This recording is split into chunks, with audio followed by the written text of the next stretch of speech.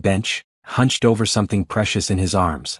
Christopher Bennett, worth over $2 billion according to Forbes, sat soaked to the bone, his expensive suit clinging to his trembling frame like a second skin. In his arms, baby Lucas screamed with the desperate cry of a 4-month-old who hadn't been properly fed or changed in hours. The sound cut through the rain like a knife, but Christopher seemed too exhausted to care. His eyes, red-rimmed and hollow, stared straight ahead at nothing. 3 days ago, his ex-wife Rachel had dropped Lucas on his doorstep with nothing but a diaper bag and a note saying she couldn't handle motherhood anymore. Christopher had tried everything. Hired the best nannies money could buy, but Lucas rejected them all. The baby would scream until they left, then fall silent only to start again when a new face appeared. Nothing worked. No amount of money could fix this. So here he sat, in the rain, wondering how someone who could run a tech empire worth billions couldn't figure out how to comfort one tiny baby. "Mummy, why is he sleeping here?" The small voice cut through his despair like sunlight breaking through storm clouds. Christopher looked up to see a little girl with dark braids, maybe 6 years old, pointing at him from under a bright yellow umbrella. Beside her stood a young woman, beautiful despite her worn scrubs and tired eyes. "Sophie, don't point," the woman said gently, but her voice carried genuine concern as she studied Christopher and the crying baby. "Sir, are you all right? That baby sounds hungry." Christopher tried to speak but only managed a hoarse whisper. "I don't know what to do anymore." The woman stepped closer, her daughter staying right beside her. "I'm Amara Thompson and this is Sophie. We live in the apartments across the street." She knelt down slightly, studying the baby with professional eyes. "When did he last eat?" "This morning, I think. Maybe yesterday morning. I can't remember." Christopher's voice broke. "I have everything money can buy but nothing works. He won't stop crying." Amara's heart clenched. She recognized that look, the desperate exhaustion of a parent at the end of their rope. She'd been there herself when Sophie was born and she was all alone. "What's your name?" "Christopher." "This is Lucas." "Christopher, you and Lucas can't stay out here in the rain. You'll both get sick." Amara made a decision that would change all their lives. "Come home with us. I'll help you figure this out." Christopher looked up at her, rain streaming down his face. "You don't understand. I'm not homeless. I have a penthouse uptown. He gestured helplessly at the crying baby. "I can't make him stop." "Money can't solve everything," Amara said softly. "But kindness can solve a lot. Come on." Something in her voice, warm and certain, broke through Christopher's fog of despair. "You don't know me. I could be dangerous." Sophie spoke up, her 6-year-old wisdom simple and pure. "Mummy says people with babies aren't scary. They're just scared." Amara smiled at her daughter, then held out her hand to Christopher. "She's right. I'm a nurse. I can help with the baby, and you look like you need some hot soup and dry clothes." Christopher stared at her outstretched hand. 3 days ago he would have called his driver, retreated to his empty penthouse, and hired another nanny. But 3 days of failure had stripped away his pride. "I don't have anything to offer you in return." "I didn't ask for anything in return." Amara kept her hand extended. "Sometimes we all need help. Today it's your turn to receive it." With shaking hands, Christopher gathered Lucas closer and accepted Amara's help to stand. The baby's cries seemed to quiet slightly, as if sensing the change in his father's energy. As they walked toward the apartment building, Sophie chattering cheerfully about her day at school, Christopher felt something he hadn't experienced in months. Oh. This woman, this stranger, had looked at his wealth and status and seen right through to what he really was. A scared father who needed help. Amara's apartment building was nothing like his penthouse tower. The stairs creaked, paint peeled from the walls, and he could hear neighbors' televisions through thin walls. But when Amara opened her door and warm light spilled into the hallway, it felt more like home than anywhere Christopher had been in years. "Sophie, can you get some towels while I help with the baby?" Amara asked, already reaching for Lucas. Christopher hesitated. "He doesn't like strangers. He screams whenever anyone else holds him." "Let me try," Amara said gently. "Sometimes babies just need a different kind of touch." The moment Lucas settled into Amara's arms, his cries began to fade. She swayed slightly, humming a soft melody, and within minutes the apartment fell blessedly quiet. Christopher stared in amazement. "How did you do that?"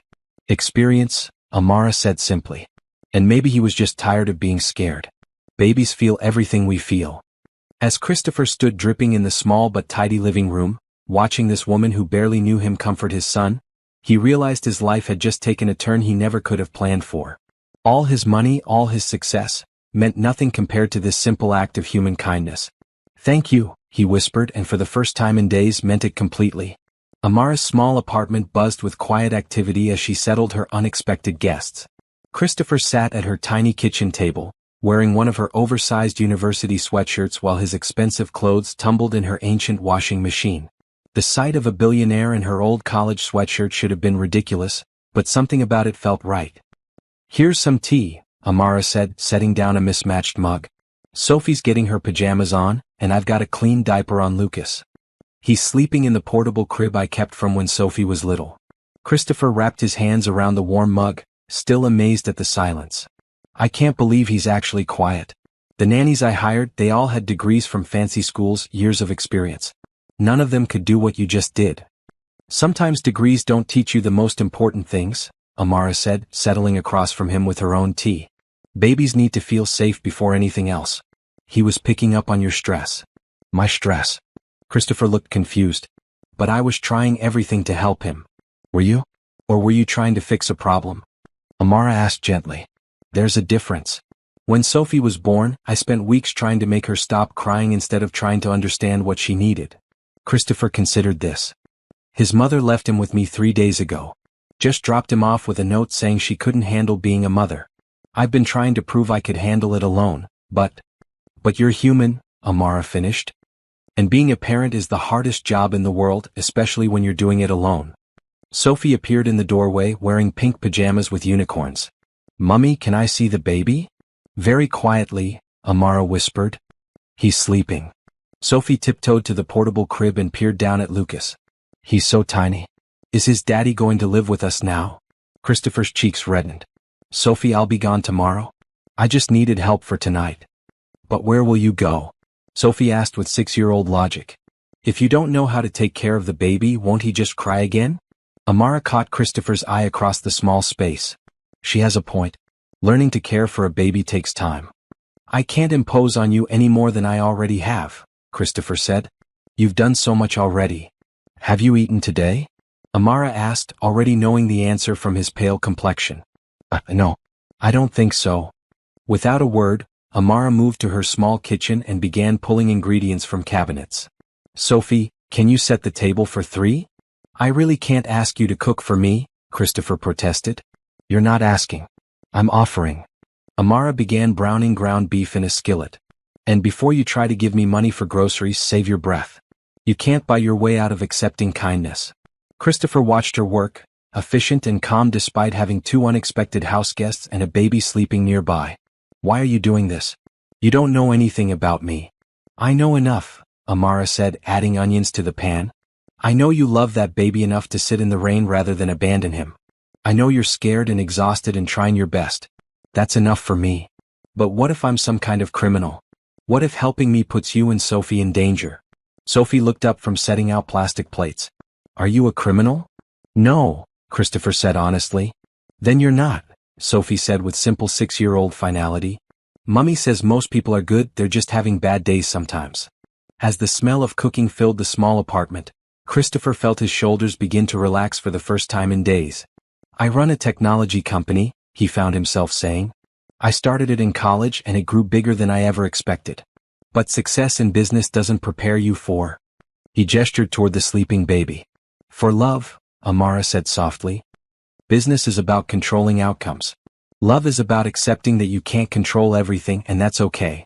They ate dinner together at the small table, Sophie chattering about school while Lucas slept peacefully nearby. Christopher found himself actually tasting food for the first time in days, laughing at Sophie's stories about her friends. "Mummy works at the hospital," Sophie informed Christopher importantly. "She helps people feel better." "What do you do at the hospital?" Christopher asked Amara. "I'm a pediatric nurse," she said. "Night shift, usually.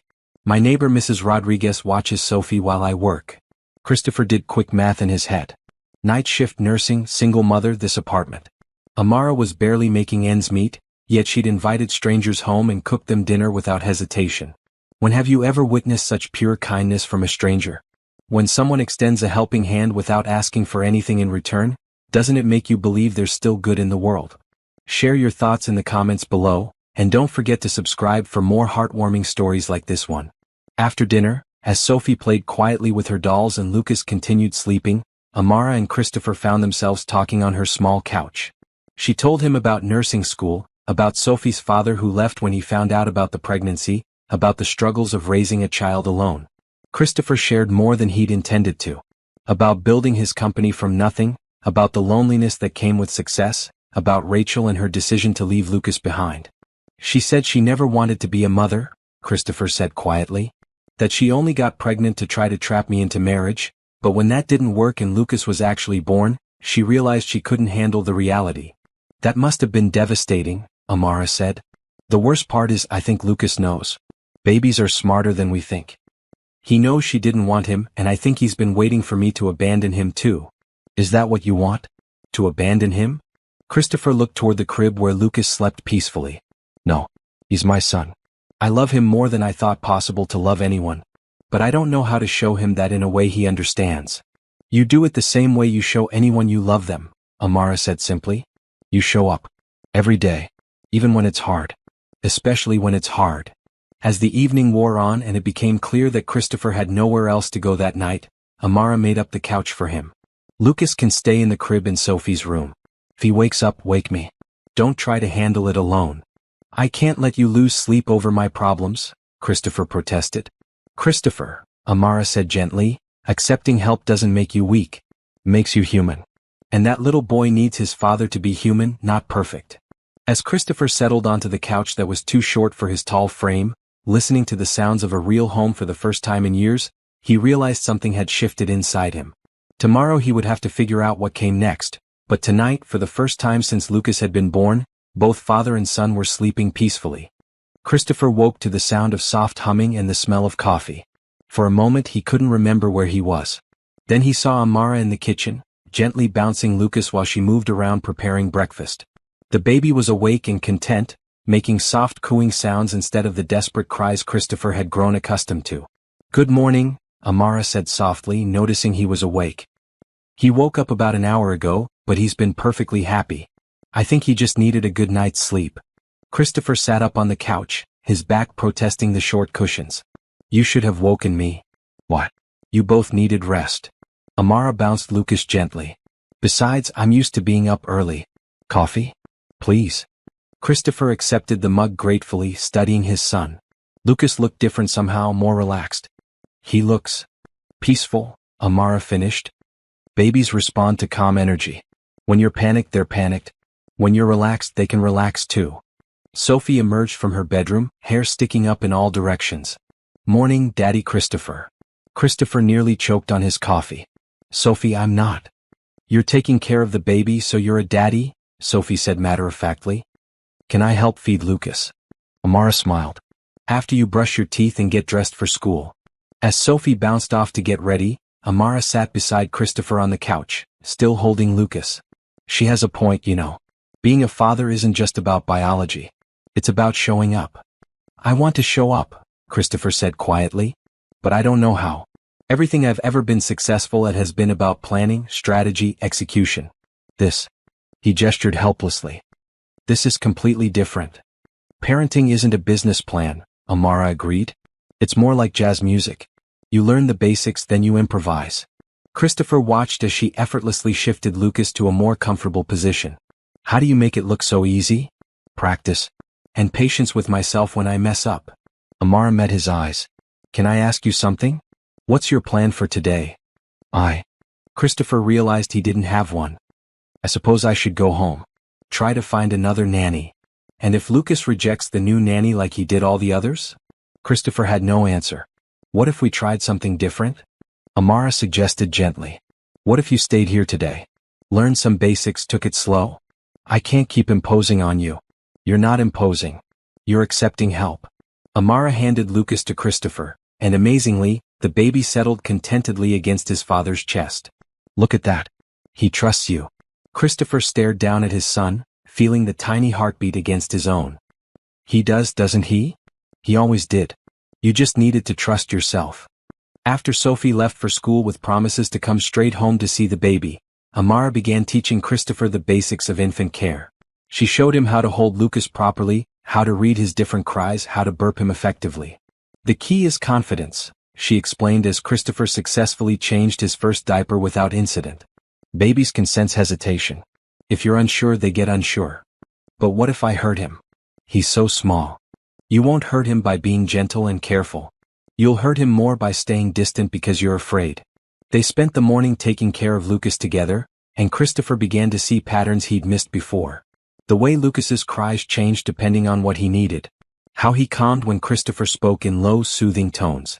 The way he seemed to search for his father's face when he was upset. I think I need to go grocery shopping, Amara mentioned around lunchtime, looking in her nearly empty refrigerator. I wasn't expecting house guests. Let me pay for groceries, Christopher said immediately. It's the least I can do. Amara hesitated. Christopher. Please. You've done so much for us already. Let me contribute something. All right, Amara agreed, accepting his offer with grace. But we shop together. I want to make sure we get things Lucas can use too. The grocery store trip was a revelation for Christopher. He'd never shopped for everyday necessities before. His assistant handled all personal purchases, delivering everything to his penthouse. But walking through the aisles with Amara, learning about different types of baby formula and which cereal Sophie preferred, felt surprisingly normal and good. We need diapers, Amara said, stopping in the baby section. And maybe some different bottles. Sometimes babies are picky about nipple shapes. Christopher found himself genuinely interested in the differences between bottle types, asking questions he never would have thought to ask before. When they reached the checkout, he handed over his credit card without thinking. The cashier's eyes widened at the name on the card.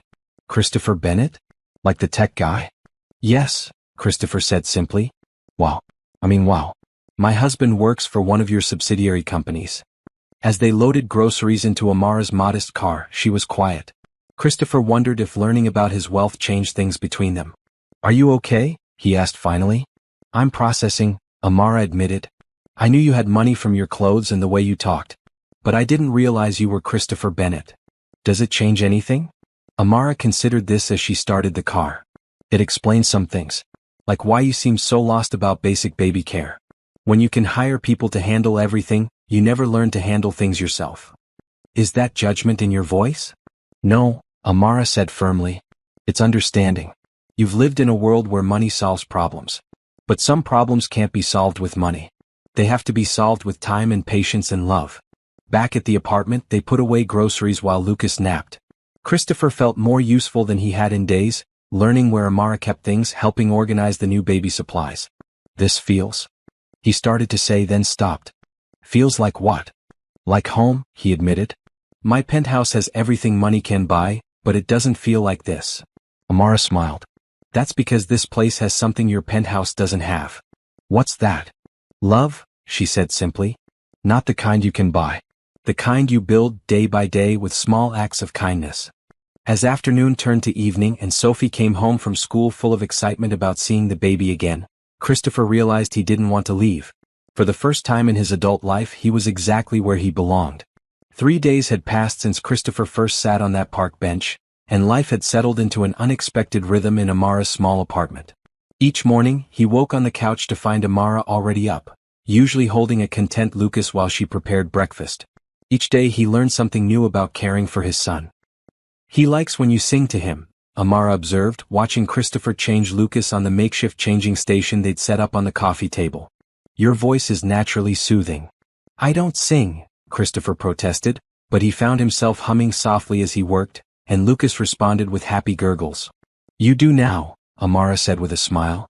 Sophie had appointed herself Lucas's big sister, helping with everything from bottle feeding to picking out tiny outfits.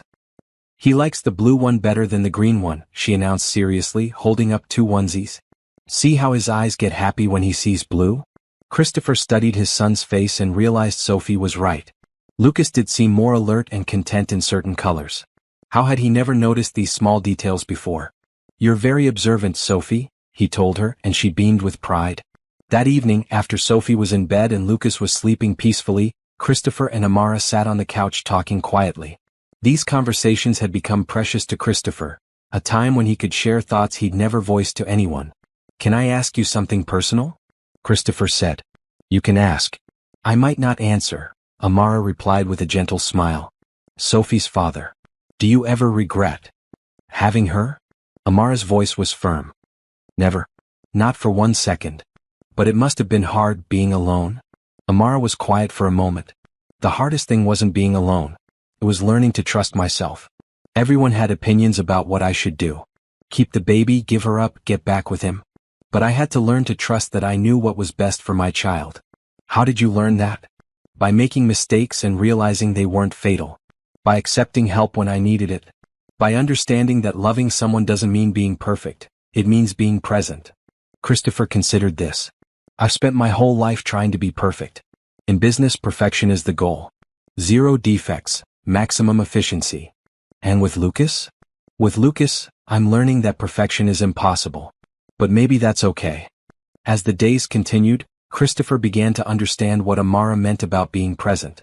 When Lucas cried, instead of panicking and trying to fix it immediately, Christopher learned to hold him close and wait, letting his son feel safe before addressing the problem. It worked every time. He also began to see how Amara lived. She worked long shifts at the hospital, coming home exhausted but always finding energy for Sophie. Her refrigerator was covered with Sophie's artwork, her evenings spent helping with homework or reading bedtime stories. Every decision she made was filtered through one question. What's best for Sophie? I want to do something, Christopher announced on Thursday morning. What's that? Amara asked, preparing to leave for a day shift at the hospital. The bathroom faucet drips. The bedroom door doesn't close properly. The kitchen light flickers. Let me fix these things while you're at work. Christopher, you don't have to. I want to, he said firmly. You're letting me stay here, learn how to be a father. Let me contribute something useful. Amara studied his face and saw genuine desire to help, not obligation. Okay. But if you can't figure something out, wait for me to get home. Don't hire professionals to come in here. Why not? Because then you're not fixing things. You're buying solutions. There's a difference. After Amara left for work and Sophie for school, Christopher found himself alone with Lucas for the first time since that night on the bench. The old panic started to rise, but he pushed it down. Lucas was fed, changed, and content in his bouncy seat, watching his father with bright, curious eyes. Okay, buddy, Christopher said, talking to Lucas as he gathered tools from Amara's small toolbox. Let's see what we can fix around here. The dripping faucet turned out to be a simple washer replacement. Christopher had never done basic plumbing before, but he watched online tutorials while Lucas babbled happily nearby. When he finally stopped the drip, he felt a surge of pride that had nothing to do with closing business deals or stock prices. The bedroom door required adjusting the hinges. Christopher worked carefully, Lucas in his carrier right beside him, talking to his son about what he was doing. See the screw here? It's loose so the door doesn't hang straight. We tighten it up and everything works better. Lucas seemed fascinated by his father's voice and the tools. When Christopher successfully hung the door properly, Lucas clapped his tiny hands together, making Christopher laugh out loud. You like watching Daddy work, don't you? The flickering kitchen light was more challenging. Christopher discovered the problem wasn't the bulb but a loose wire connection. As he carefully secured the wiring, he talked to Lucas about electrical safety, about taking time to do things right instead of rushing. In business, I always rushed, he told his son. Faster was always better. But with you, I'm learning that slower can be better. Taking time to understand the problem before trying to fix it. When Amara came home that evening, she stopped in the doorway, amazed. The apartment felt different. Not just because the minor repairs were done, but because it felt more like a home where a family lived together. Everything works, she said, testing the light switch. Lucas helped, Christopher said proudly. He's a very good supervisor. Sophie ran in from school and immediately noticed the changes. Daddy, Christopher fixed everything. Look, the door closes right now. That evening at dinner, Sophie made an announcement. Tommy at school asked if Daddy Christopher was my new daddy. Christopher tensed, waiting for Amara to correct her daughter. Instead, Amara asked gently, "What did you tell Tommy?" I told him that families come in different ways. Some kids have one mommy and one daddy. Some kids have just a mommy or just a daddy. Some kids have two mommies or two daddies. And some kids get extra people who love them when they need it most. Christopher felt his chest tighten with emotion. Sophie, that's very wise. Mummy says love makes families, not just being born together. Later, after Sophie was asleep and Lucas was down for the night, Christopher and Amara sat on the couch, both lost in thought. She's right, you know, Amara said softly. About families. Are you saying? Christopher began. I'm saying that you and Lucas have become part of our family. Not because of paperwork or legal documents, but because we care about each other. We show up for each other. Christopher reached for her hand. I've never had a family like this before. My parents were more like business partners than parents. Rachel and I were never really partners at all. What do you want, Christopher? For yourself and for Lucas? Christopher looked around the small apartment, at the evidence of their life together. Sophie's homework on the table, Lucas's bottles in the dish drainer, his own clothes folded neatly on the chair. I want this, he said simply. I want home. Christopher woke on Monday morning to his phone buzzing insistently. He'd been ignoring calls from his office for over a week, but the urgency in the ringtone told him his absence was no longer something he could put off. Christopher Bennett? He answered quietly, not wanting to wake Lucas. Christopher, thank God, came the frantic voice of his assistant, Rebecca. Where have you been? The Samsung deal is falling apart, the investors are threatening to pull out of the Singapore expansion, and the board is meeting tomorrow morning with or without you. Christopher felt the familiar weight of corporate responsibility settling back onto his shoulders. I'll be in this afternoon. This afternoon? Christopher, you've been missing for a week. People are starting to talk about whether you're fit to run the company. Christopher looked around Amara's small apartment, at Lucas sleeping peacefully in his crib, at Sophie's drawing stuck to the refrigerator. I haven't been missing, Rebecca. I've been learning how to be a father. That's wonderful, but you have responsibilities. You're right, Christopher said quietly. I'll be in at 2. After hanging up, he found Amara in the kitchen, preparing breakfast before her shift. She'd heard enough of the conversation to understand. You have to go back, she said. It wasn't a question. I have to go in, yes. But Amara, this week with you and Sophie and Lucas, it's been the most important week of my life. I know, she said softly. But you can't run away from your responsibilities forever. I'm not running away. I'm trying to figure out how to balance everything. Christopher sat down heavily at the small table. I don't want to go back to the way things were before. Sophie appeared in the kitchen doorway, already dressed for school. Are you leaving us, Daddy Christopher? The question hit Christopher like a physical blow. Sophie, I have to go to work today, but you're coming back, right? You and Lucas. Christopher looked at Amara, seeing his own uncertainty reflected in her eyes. I don't know what happens next, sweetheart. I wish I did. After Sophie left for school, Christopher prepared to leave for his office. Lucas fussed when Christopher tried to put him in his car seat, sensing the tension in his father's body. He knows something's wrong, Amara observed. I don't want to take him to the office. It's not a place for babies. Then don't, Amara said simply. Let me watch him today. I can't ask you to do that. You're not asking. I'm offering. Amara took Lucas from Christopher's arms, and the baby immediately settled. Go handle your business. Lucas and I will be here when you get back. Promise? Promise? Christopher's office building felt like a foreign country after a week in Amara's apartment. Everything was glass and steel and efficiency, the exact opposite of the warm, lived-in feeling of home. His assistant Rebecca met him at the elevator, tablet in hand, firing off updates and urgent matters that needed immediate attention. The Samsung executives are in conference room A, she said as they walked briskly toward his office. Legal needs your signature on the merger documents, and the board wants a full explanation for your absence. Schedule a board meeting for tomorrow morning, Christopher said, settling behind his massive desk. And Rebecca, I need you to do something for me. Of course. I need you to find someone. A pediatric nurse named Amara Thompson. She works night shift at Metropolitan Hospital. I want to offer her a position. Rebecca looked confused. What kind of position? Personal child care specialist. For my son. Full-time, excellent benefits, salary commensurate with her skills and experience. Sir, I can contact the nanny agencies we used before? No agencies, Christopher said firmly. This specific person. Find out what she makes at the hospital and offer her 3 times that amount. The meetings that followed were intense but familiar. Christopher slipped back into corporate mode, making decisions, solving problems, managing crises. But part of his mind remained with Lucas and Amara, wondering what they were doing, whether Lucas was happy. By evening, he was exhausted in a completely different way than he'd been with Lucas. Corporate exhaustion felt empty, while caring for his son felt fulfilling even when it was tiring. He arrived back at Amara's apartment to find her feeding Lucas dinner, Sophie doing homework at the kitchen table. How did it go? Amara asked. Like riding a bicycle. All the old skills came back immediately. Christopher sat down heavily. But I kept thinking about home. This isn't your home, Amara said gently. This is temporary, remember? What if I don't want it to be temporary? Before Amara could answer, Christopher's phone rang. Rebecca again. I found Amara Thompson, his assistant said. Pediatric nurse, night shift at Metropolitan Hospital. Single mother, excellent work record. Good. Set up a meeting. Already done. She can meet you tomorrow at lunch to discuss the position. After Christopher hung up, Amara looked at him suspiciously. What was that about?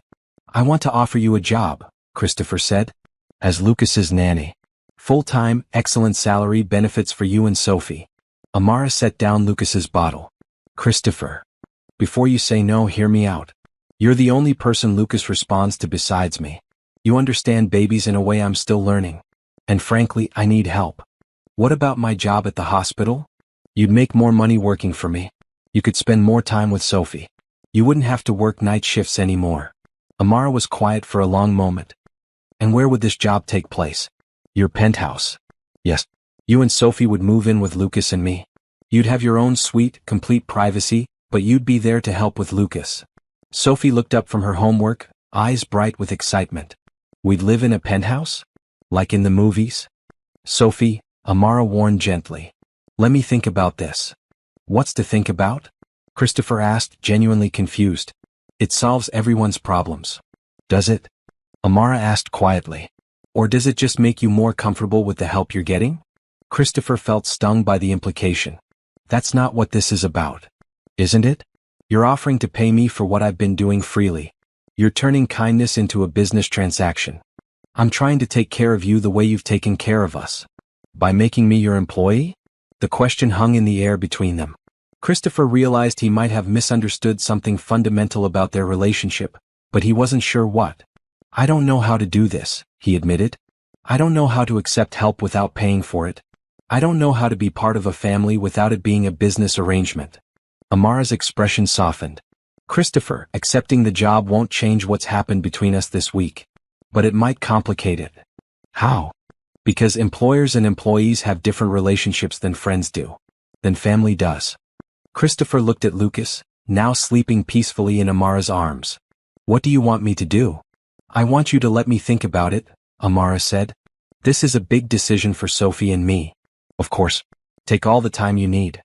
But as they settled into their evening routine, Christopher couldn't shake the feeling that he'd somehow taken a wrong step, moving away from the family feeling they'd built instead of closer to it. Amara didn't give Christopher her answer immediately. Instead, she asked for a week to consider the offer, during which Christopher continued staying at her apartment while commuting to his office each day. The arrangement felt increasingly natural to everyone except Christopher, who worried constantly about imposing. You're not imposing, Amara told him repeatedly. But you are overthinking. I just want to do the right thing, Christopher replied, bouncing Lucas gently while Amara prepared dinner.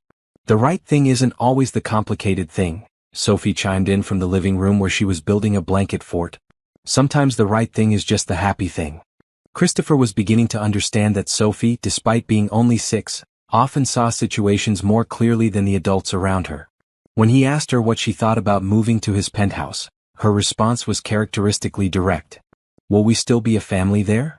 What do you mean? Will we still eat dinner together and watch movies and help each other with stuff? I hope so. Then it doesn't matter where we live, Sophie said pragmatically. Family is about the people, not the place. By Thursday, Amara had made her decision. I'll take the job, she told Christopher over breakfast. But with conditions. Whatever you need. First, Sophie and I keep our apartment. We'll stay at your place during the week when you need help with Lucas, but we come home on weekends. Christopher started to protest, but Amara held up a hand. Second, my salary stays reasonable. I looked up what full-time nannies make in the city. That's what you'll pay me. Amara, I can afford to pay you much more. I know you can. But this isn't about what you can afford. It's about maintaining balance in our relationship. I don't understand. If you pay me way more than I'm worth, then I become dependent on you. If I become dependent on you, then I can't make free choices about our relationship. Does that make sense? Christopher considered this. You're protecting your independence. I'm protecting all of us. Including you. The move to Christopher's penthouse the following week was an adventure for Sophie and a learning experience for everyone. The luxury apartment took up the entire top floor of one of the city's most exclusive buildings, with floor-to-ceiling windows offering breathtaking views of the city skyline. "It's like living in the clouds," Sophie breathed, pressing her face against the glass. "Don't get too close to the windows," Amara warned, but she was smiling at her daughter's wonder. Christopher had prepared a suite for them that was larger than their entire apartment. Sophie had her own bedroom with an ensuite bathroom, while Amara's room was spacious and elegant, with a small sitting area and its own entrance to maintain privacy. "This is too much," Amara said, looking around the beautifully appointed rooms. "It's what I have," Christopher replied. "I want you to be comfortable." Lucas seemed to thrive in the new environment. With more space to spread out and Amara's constant presence to provide security, he became increasingly social and happy. Christopher found himself looking forward to coming home from work each evening, knowing he'd find his son content and his family waiting for him. The word family still felt strange to Christopher, but that's what they'd become. Sophie did her homework at the large dining room table while Christopher worked on his laptop nearby. Amara prepared meals in the gourmet kitchen, teaching Christopher basic cooking skills when he expressed interest. "I've never actually cooked anything from scratch," Christopher admitted, watching Amara prepare homemade pasta sauce. "Never? I had a housekeeper who cooked or I ate out. Even as a kid, my parents employed a cook." "Well, Lucas is going to eat real food when he's older, so you should learn." Amara handed him a wooden spoon. "Stir this while I cut vegetables."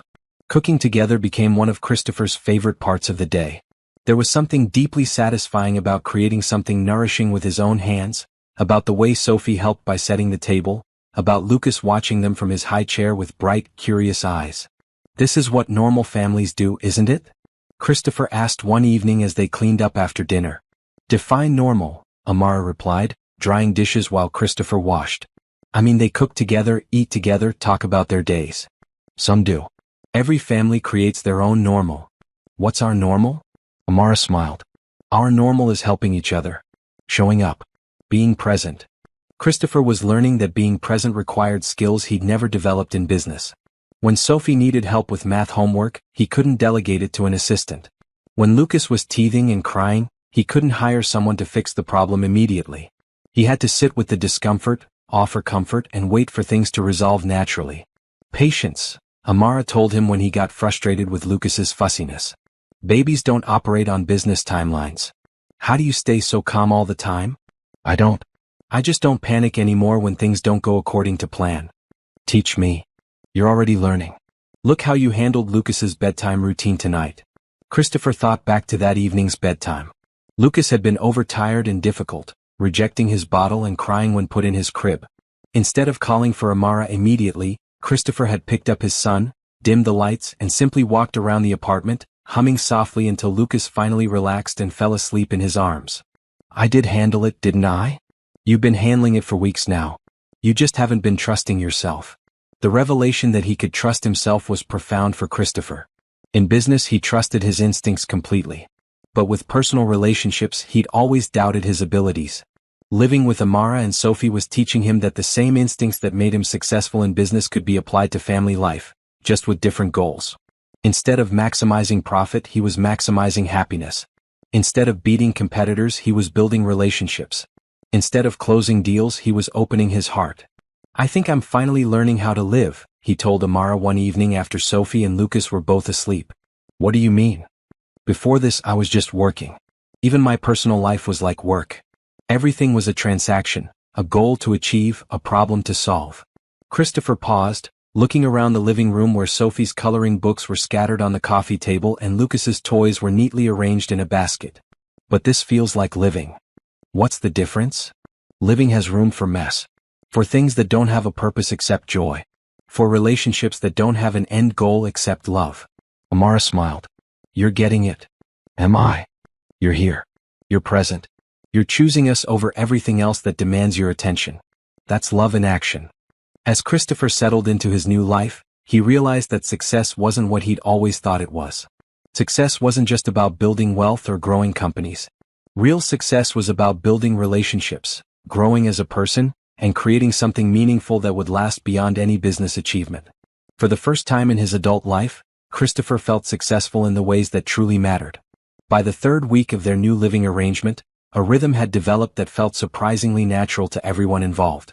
Christopher's days started early with Lucas, giving Amara time to get Sophie ready for school and pack lunches. Evenings were spent together in the large living room, homework spread across the coffee table while Lucas played on his blanket nearby. "I have a parent-teacher conference next week," Amara mentioned over dinner one Friday evening. "How's Sophie doing in school?" Christopher asked, genuinely interested. "Really well. Her teacher says she's one of the most helpful students in class, always looking out for kids who need extra support." Sophie beamed at the praise. "Tommy was sad because he forgot his lunch money, so I shared my sandwich with him." "That was very kind of you," Christopher said, and Sophie glowed with happiness. Christopher had begun to understand that Sophie craved approval from father figures, something that made his heart ache for the little girl who'd grown up without one. He made a conscious effort to acknowledge her achievements, both big and small. "Can I ask you something, Sophie?" "Sure, Daddy Christopher." "Would you like me to come to your parent-teacher conference with your mom?" Sophie's eyes lit up. "Really? You'd come to my school?" "If it's okay with your mom," Christopher said, looking at Amara for approval. Amara felt a flutter of emotion at the simple offer. No one had ever offered to accompany her to Sophie's school events before. That would be wonderful. The parent-teacher conference was a revelation for Christopher. He'd attended countless board meetings and investor presentations, but watching Sophie's teacher describe her daughter's progress filled him with a different kind of pride entirely. "Sophie is reading above grade level and shows real aptitude for mathematics," Mrs. Patterson explained. "She's also one of our natural leaders. Other children look up to her." "She's always been special," Amara said proudly. "I can see where she gets it," Mrs. Patterson said warmly. "It's wonderful to see such involved parents." Walking out of the school together, Christopher felt something shift inside him. Parents. Plural. Not just Amara as Sophie's mother, but both of them as Sophie's parents. "How did that feel?" Amara asked as they walked to the car. "Like I belonged there," Christopher said honestly. "Like I had the right to be proud of her achievements." "You do have that right. You've earned it." That weekend, Christopher suggested they all go somewhere together as a family. "What would you like to do, Sophie?" "Can we go to the zoo? I want to show Lucas the animals." The zoo trip became one of Christopher's favorite memories. Sophie acted as tour guide, explaining each animal to Lucas with 6-year-old authority, while Christopher pushed the stroller and Amara took pictures. They looked like any other family enjoying a weekend outing. "Look, Lucas," Sophie said, pointing at the elephants. "Those are elephants. They have long noses called trunks and they're very smart like Daddy Christopher." "Like Daddy Christopher?" Amara teased. "He's smart about business stuff and they're smart about elephant stuff," Sophie explained matter-of-factly. Lucas seemed fascinated by the animals, his eyes tracking movement and his little hands reaching toward colorful birds. Christopher found himself narrating everything they saw, watching for his son's reactions. "I think he likes the monkeys best," Christopher observed as Lucas giggled at their antics. "He's probably thinking they're as silly as his daddy," Amara said, making Christopher laugh. That evening, as they put Sophie and Lucas to bed, Christopher felt a completeness he'd never experienced before. This felt right in a way nothing ever had. "Amara," he said as they settled in the living room with tea, "can I tell you something?" "Always. I've been thinking about my parents a lot lately. About how different my childhood was from Sophie's." "How so?" "My parents loved me, I think, but they didn't really know how to show it. Everything was scheduled and formal. Family dinner was like a business meeting. Affection was expressed through expensive gifts rather than time or attention. That must have been lonely. I didn't realize it at the time, but yes. It was very lonely." Christopher paused. "I don't want Lucas to grow up feeling like I did." "He won't," Amara said confidently. "Look at how you are with him now. You hold him when he cries. You sing to him. You talk to him like he understands every word. Because he does understand, doesn't he? Maybe not the words, but the feelings behind them." "Exactly. Children understand love long before they understand language." Christopher was quiet for a moment. "I want to understand love the way Sophie and Lucas do. Simply and completely." "What do you mean?" "Sophie loves without reservation. She doesn't calculate the risks or worry about getting hurt. She just loves. And Lucas trusts so completely. Even after his mother abandoned him, he still opens his heart to people who show him kindness." "And you want to love like that?" "I want to try." Christopher met Amara's eyes. "I want to try with you." The words hung in the air between them, honest and vulnerable. Amara felt her heart skip, but also a flutter of uncertainty. "Christopher. I'm not asking for anything," he said quickly. "I'm just telling you how I feel. Living here with you, watching you with the children, learning from you every day. I'm falling in love with you." "This is complicated," Amara said softly. "Why?" "Because I work for you. Because our children depend on this arrangement. Because if things go wrong between us, it affects Sophie and Lucas." Christopher nodded, understanding her concerns. "You're right. It is complicated. But complicated doesn't mean impossible, does it?" "No," Amara admitted. "It doesn't. Can we take it slow? See where it leads." Amara studied his face, seeing the same sincerity that had drawn her to help him that first night on the bench. "We can try." The shift in their relationship was subtle but noticeable. Christopher began bringing Amara flowers on Fridays, not expensive arrangements but simple bouquets from the farmer's market.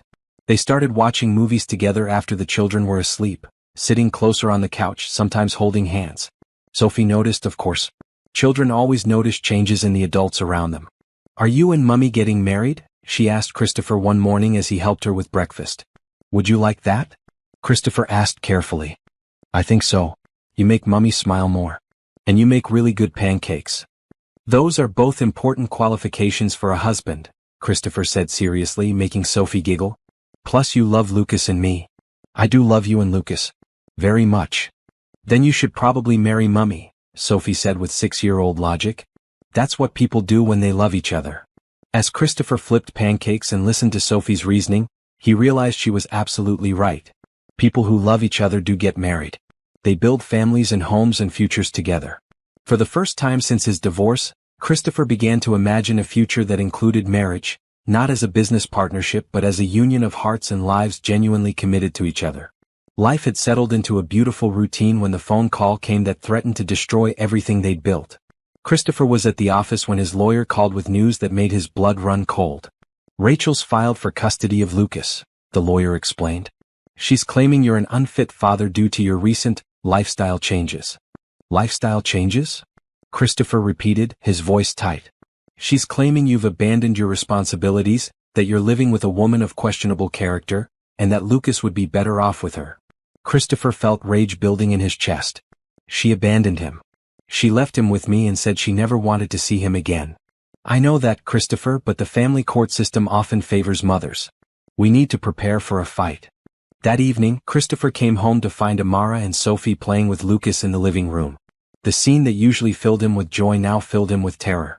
What if he lost this? What if Rachel succeeded in taking Lucas away? "Christopher, what's wrong?" Amara asked immediately, recognizing the stricken look on his face. After Sophie went to bed, Christopher told Amara about Rachel's custody petition. He watched the color drain from her face as the implications became clear. "She wants to take Lucas back?" Amara asked quietly. "According to my lawyer, yes." "After abandoning him for months?" "The law doesn't always make sense," Christopher said bitterly. "And apparently living with you makes me look unstable in court." Amara flinched as if he'd slapped her. "I see. That's not what I meant," Christopher said quickly. "That's what her lawyers are claiming. Not what I believe." "Maybe I should move back to my apartment until this is resolved," Amara suggested, though her voice shook at the thought. "No," Christopher said firmly. "We don't run away from problems. We face them together. But if my presence here hurts your case, then we fight harder. Amara, you and Sophie are not the problem. You're the solution. Lucas thrives with us. Any court with eyes can see that." The next few weeks were a nightmare of legal preparations. Christopher's lawyers worked around the clock building a case that showed Lucas's well-being and stability in their care. Character references, medical records, photographs of Lucas happy and healthy, testimony about Christopher's transformation as a father. But Rachel's lawyers were aggressive, painting Christopher as an irresponsible playboy who'd moved a strange woman and child into his home without proper vetting. They questioned Amara's motives, suggesting she was a gold digger who'd targeted a vulnerable wealthy man. "They're going to put you on the witness stand," Christopher's lawyer warned Amara. "They'll try to make you look like you're taking advantage of Christopher's situation." "Let them," Amara said firmly. "I know why I'm here. I know how I feel about Christopher and Lucas. The truth will speak for itself." The custody hearing was held on a gray Tuesday morning in downtown Family Court. Christopher sat at the defendant's table with his legal team, while Rachel sat across the room looking polished and remorseful. Rachel's lawyer painted a picture of a mother who'd made a mistake in leaving but had since gotten therapy and was ready to provide Lucas with the stable home he deserved. They argued that Christopher's lifestyle was chaotic, that he'd moved strangers into his home, and that a baby needed his biological mother.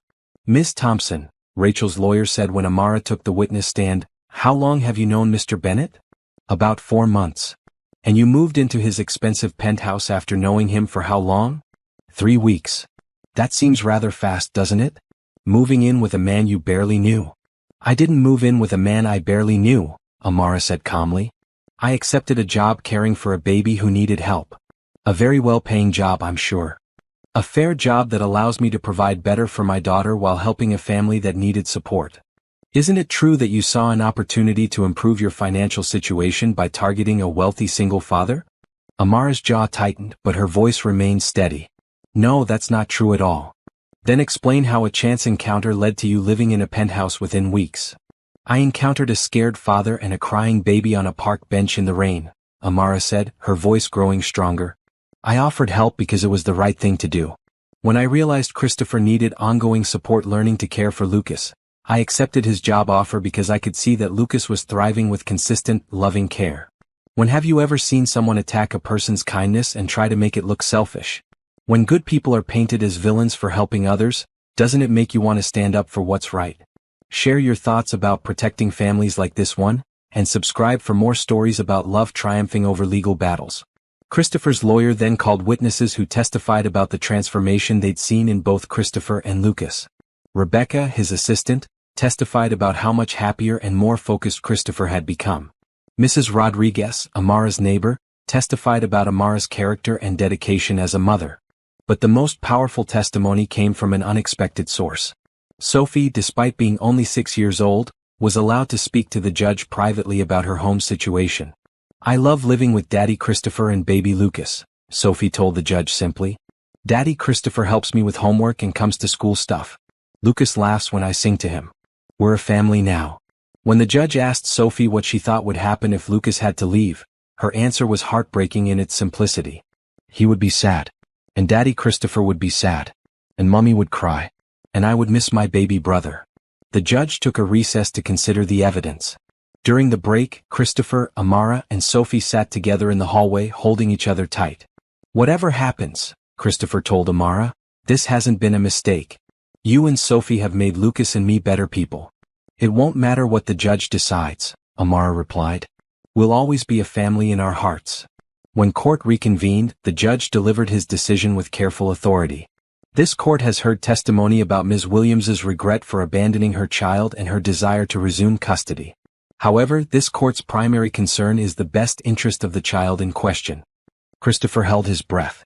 The evidence shows clearly that Lucas Bennett has thrived in his current living situation. Medical records show improved health and development. Photographs and testimony demonstrate a happy, well-adjusted child in a stable home environment with multiple loving caregivers. The judge continued, "While biological relationships are important, this court recognizes that families come in many forms. The unconventional nature of this family structure does not diminish its effectiveness in providing for Lucas's needs." Christopher felt tears building in his eyes.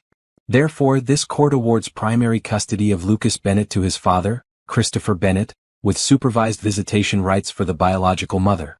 The current living arrangement will continue, as it clearly serves the child's best interests." The relief that flooded through Christopher was so intense he nearly collapsed. They'd won. Lucas could stay with his family. As they left the courthouse together, Sophie took Christopher's hand. "Does this mean Lucas is really our family forever now?"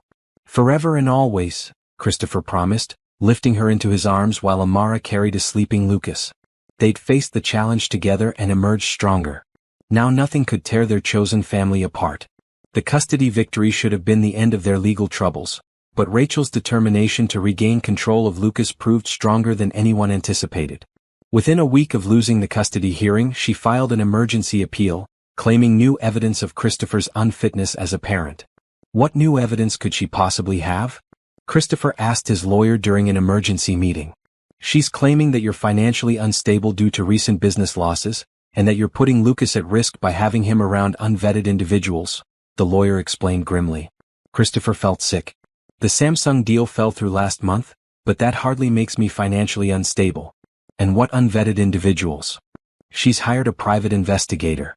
They have photos of you, Amara, and the children in various public places. They're claiming you're exposing Lucas to potential dangers by taking him to parks, grocery stores, normal family activities. That's insane, Amara said.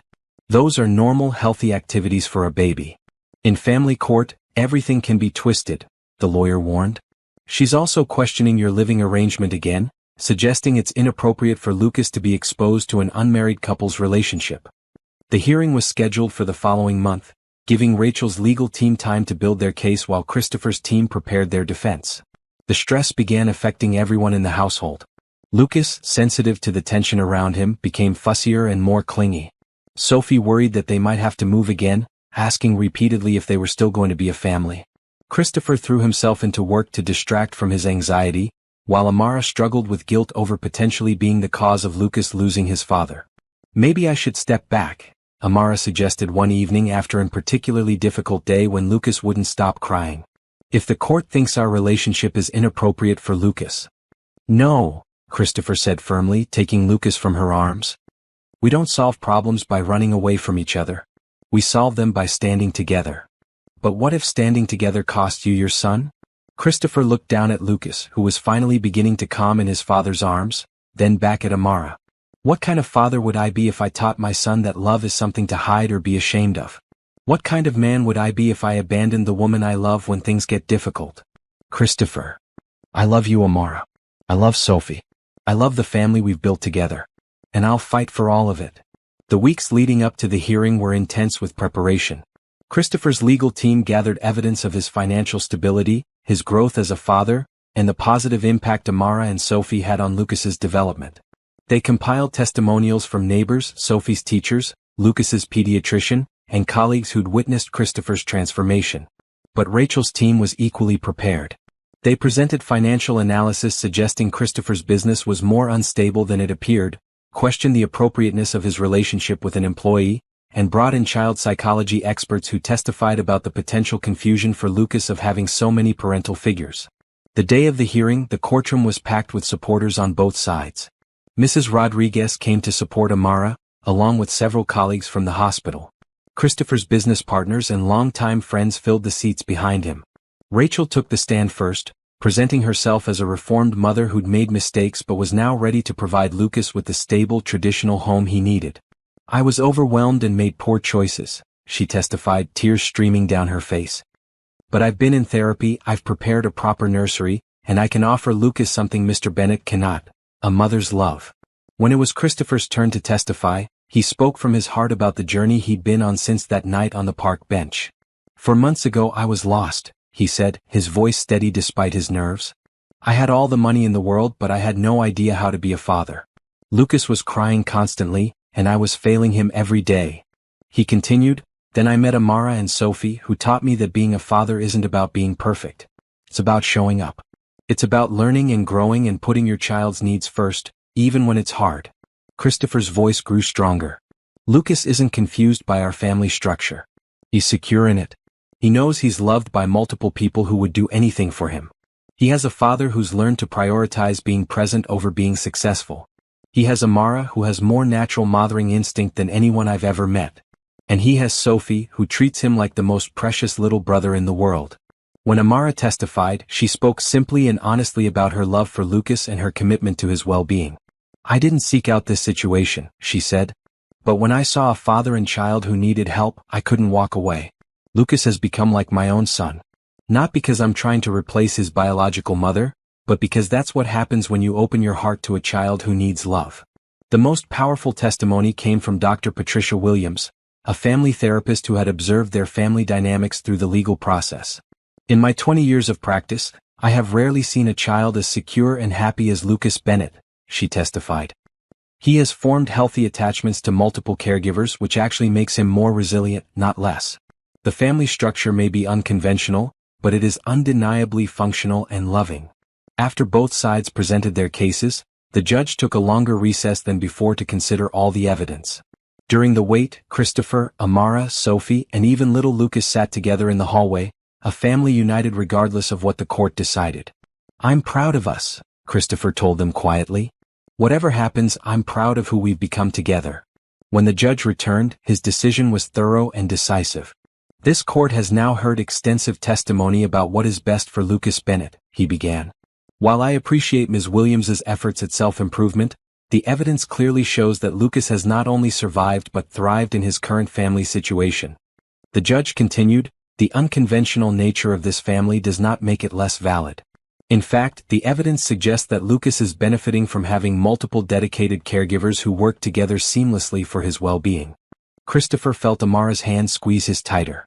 "Therefore, this court not only upholds the previous custody decision but strongly recommends that the biological mother cease these disruptive legal challenges unless she can demonstrate genuine concern for her son's well-being rather than her own desires for control."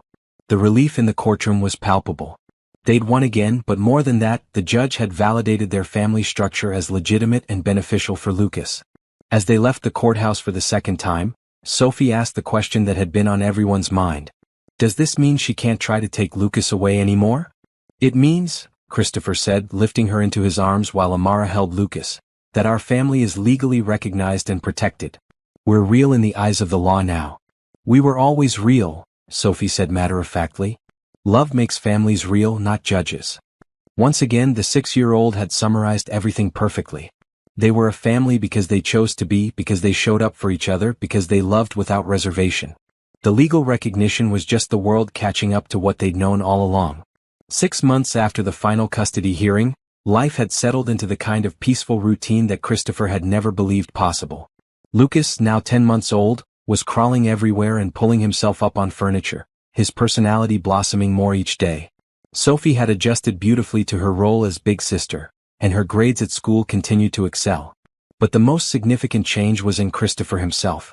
The driven, isolated businessman had been replaced by someone who prioritized family dinners over late meetings, who knew the names of Sophie's friends and teachers, who could soothe Lucas's nighttime fears with a gentle touch. "You've become completely domesticated," Amara teased one Saturday morning, watching Christopher expertly change Lucas's diaper while discussing weekend plans with Sophie.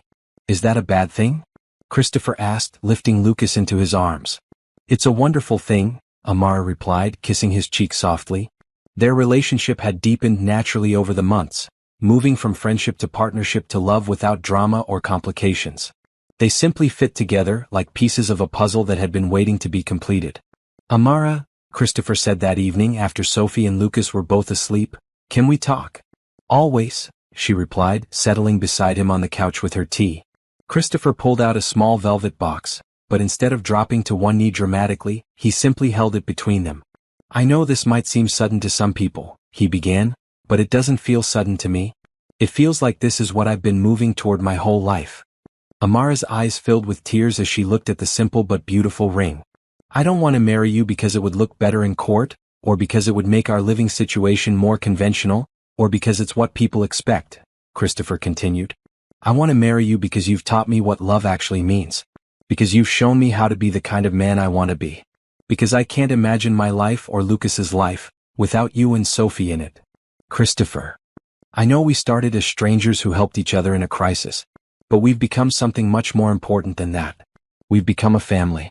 And I'd like to make that official if you'll have me." Amara looked at this man who had changed so completely from the broken person she'd found on a park bench. "Are you sure you're ready for this? For all of it? Marriage, being Sophie's stepfather officially, combining our lives completely?" "I've never been more sure of anything," Christopher said honestly. "Amara, you and Sophie saved Lucas and me in every way that matters. You taught us how to live instead of just existing. You showed us what home really means." "And what does home mean?" Amara asked softly.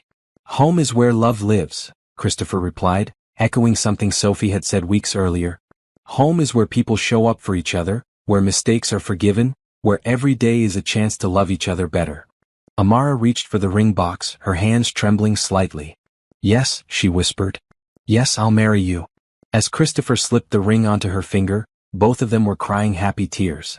This wasn't just a proposal, it was the official recognition of what they'd already built together.